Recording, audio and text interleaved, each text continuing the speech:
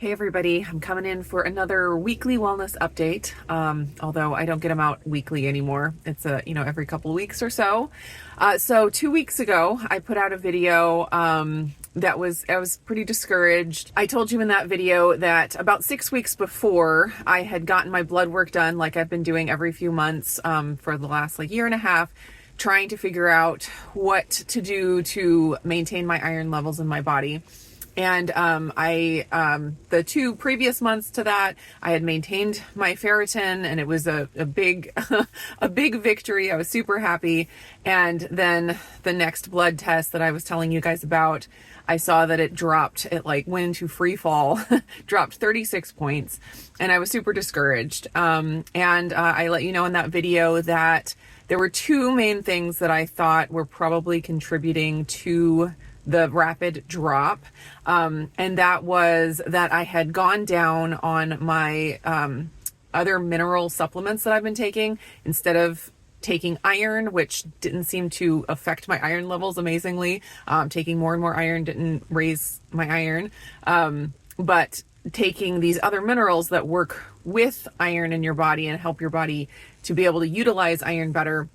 That was the approach that I was taking. So it was a big victory that I maintained my ferritin for 2 months doing that. And then the things that I think contributed to the free fall was that I went down on my supplements, which I kicked myself majorly for that.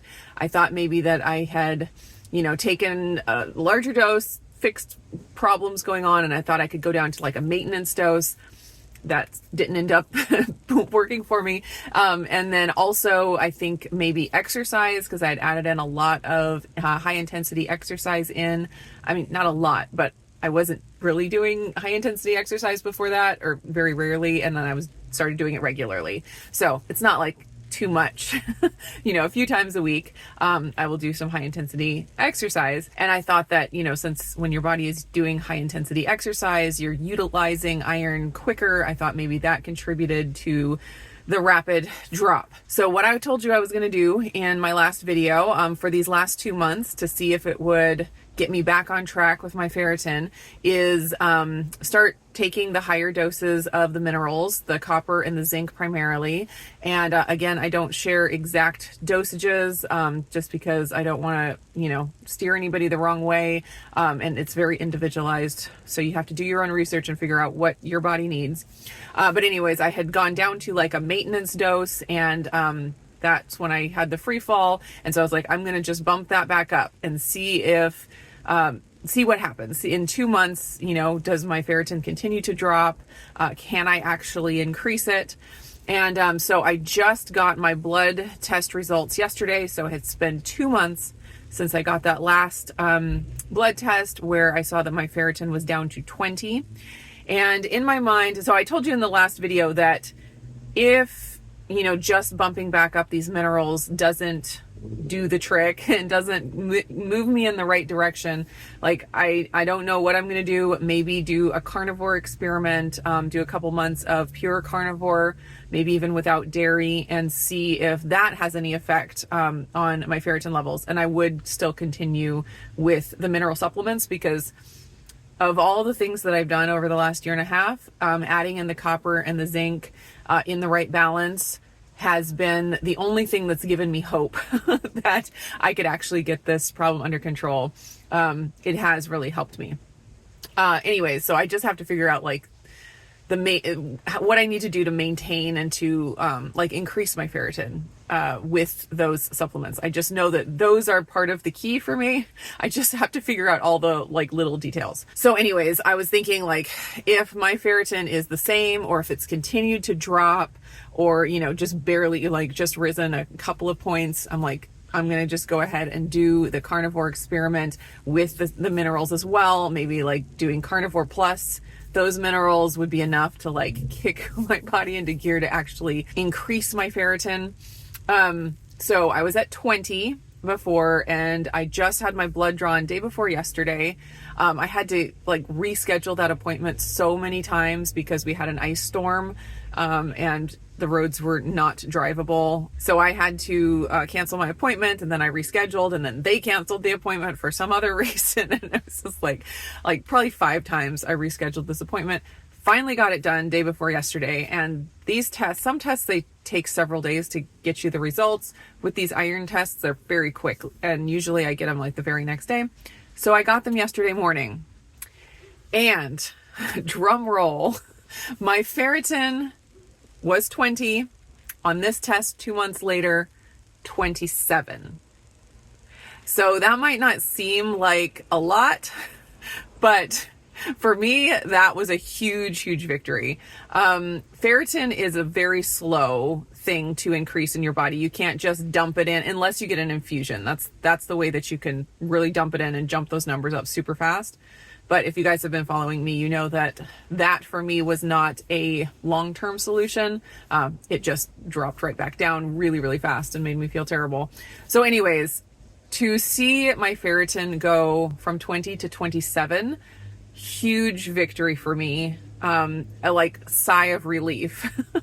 I had in my mind that if it had increased by 5 points that I would be happy, and if it had increased by 10 points that I would be very happy.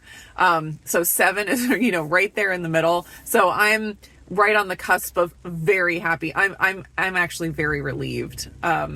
Just that I was worried that I would get the test and it'd be like back down to single digit numbers like it was before. So I'm super, super thankful that it's not. So as far as what I'm going to do for these next 2 months, obviously I'm going to keep it up with those mineral supplements, the copper and the zinc, and, keep it at the dose I'm at and see if I can continue to raise it. That I have no idea. I could, go through 2 months and it not raise. Like you can do the same thing for 2 months and your body doesn't always necessarily respond the same way. I can't assume that if I keep doing what I'm doing, it'll raise by 7 points every 2 months. But I can hope. I could hope. So I am definitely going to continue the supplements. I'm not going to go ahead and do the carnivore experiment. That was kind of a last resort for me. I am really curious to see because when I have done carnivore in the past for multiple months, I was not looking at my ferritin. I was not looking at my iron at that point. And so it would be really interesting to see how the carnivore diet, cutting out everything else, maybe including dairy, see what that did to my iron levels.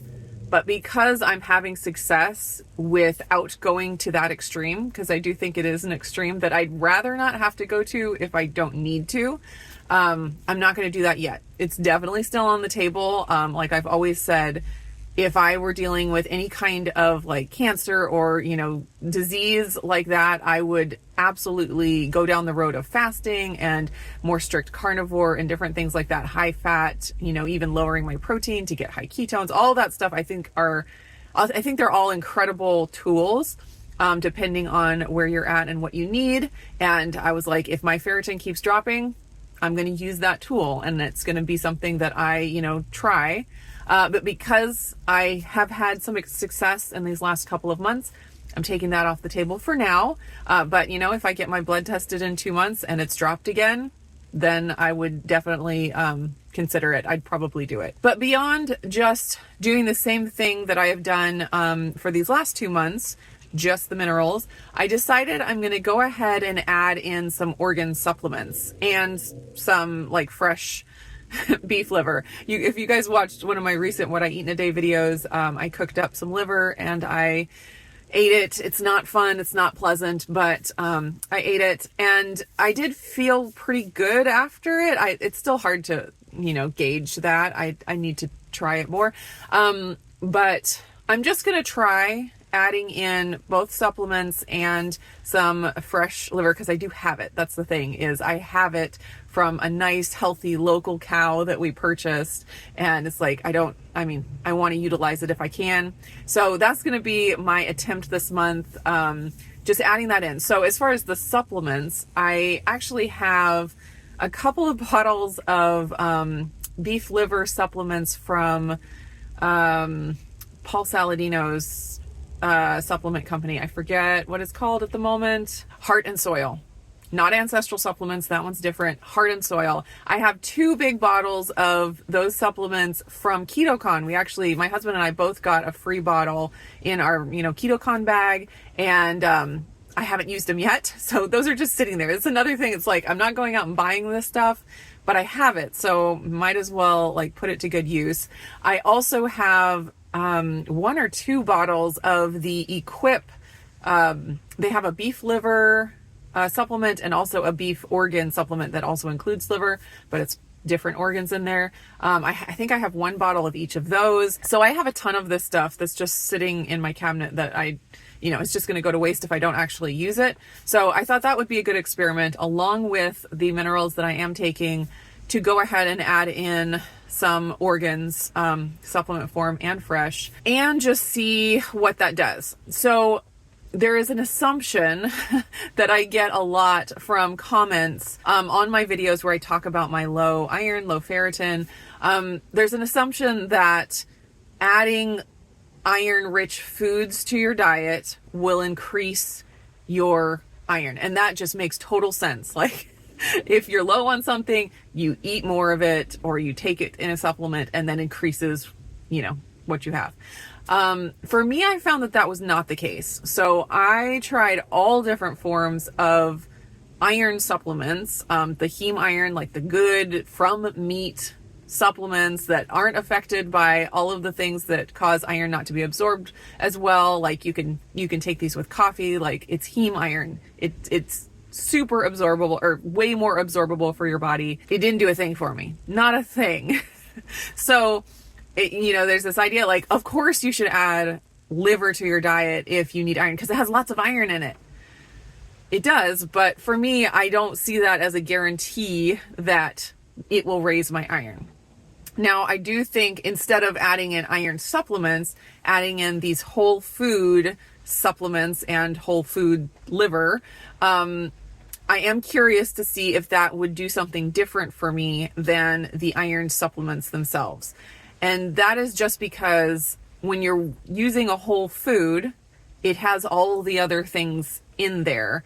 And I don't comprehend for sure all the intricacies of how everything works together in a liver and all the different things that are in it. And I do think that there's something to the idea that there's a synergy in these whole foods in their natural state, and that maybe there's something about that would allow my body to use or somehow absorb the iron, or I don't even think it's iron absorption that's my issue necessarily.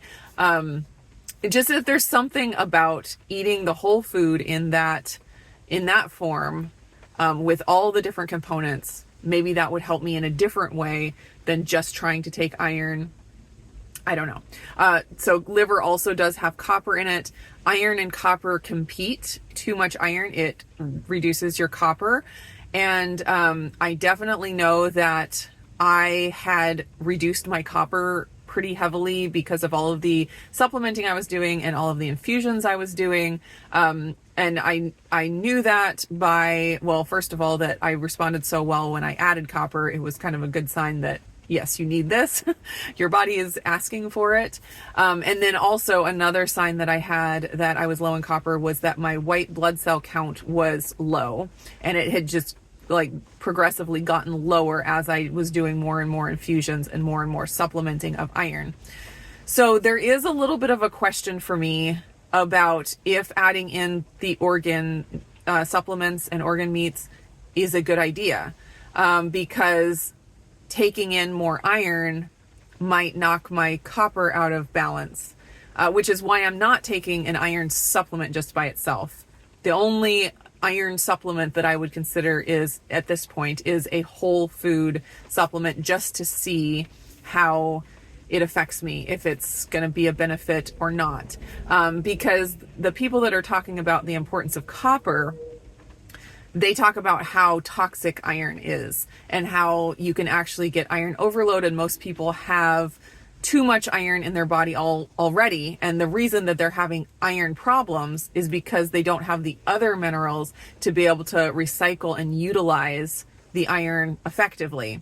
And so it's in those circles, it's typically recommended to reduce the iron in your diet. It seems counterintuitive that if you don't have enough iron in your body, or well, that's not even actually what they're saying. They're saying you have too much iron in your body, but your body's not utilizing it well. So if you have iron utilization problems, dumping more iron on top of that is actually counterproductive. And you can actually get better more effectively by reducing your iron and by increasing other things. So anyways, I will put links down below to the people that I have been learning from. It is a learning process, and I don't stand behind everything these people say. I'm trying to be really, really cautious with this, and I'm not just listening to one guru out there. I'm just trying to work with my own body and experiment and find what's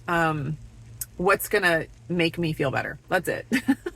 And I haven't found one specific person that has had the answer. I've had to like pick and choose and find things from different people on that. Going back real quick to the white blood cell count being low, I wanted to mention that also because I got that tested day before yesterday also. And because when I had that free fall of my ferritin, I also saw my white blood cell count drop dramatically when it had been back into the normal range before. So I was so excited that I'd maintained my ferritin at a level that I think is good. I'd like to see it higher, but I maintained it at a level that I think is good, which was around 50. And then I had also gotten my white blood cell count back up into the normal range. And then I had that free fall. The iron went down to 20, or the ferritin went down to 20, and my white blood cell count dropped back into that low range, which was super discouraging.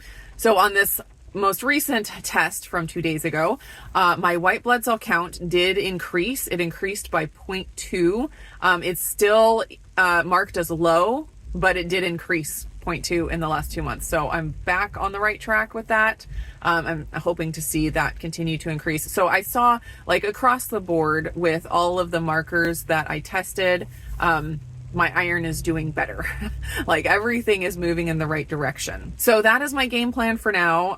Carnivore diet is on hold, maybe indefinitely. We shall see what, the next couple of months hold. And for these couple of months, I'm going to keep eating a diet that is healthy for my body, that makes me feel good, which is a pretty meat-based keto diet with a few extra things added in there for fun mostly, that my body handles well. And I'm going to add in those organ supplements, and try to eat some fresh liver, as often as I can. I mean, I'm not going to eat a ton, like maybe an ounce of liver a day or one serving of the, supplements per day, whatever that is. I have to look at the bottle and see what they recommend. Anyway, so I'm going to add that in and then just keep on with the copper and the zinc that seem to be doing the trick of getting my body back in balance, being able to utilize the iron effectively, and just gonna keep on it going, see where we're at in 2 months from now. Thanks so much for hanging out with me for this chat, and I will just see you again in the next video.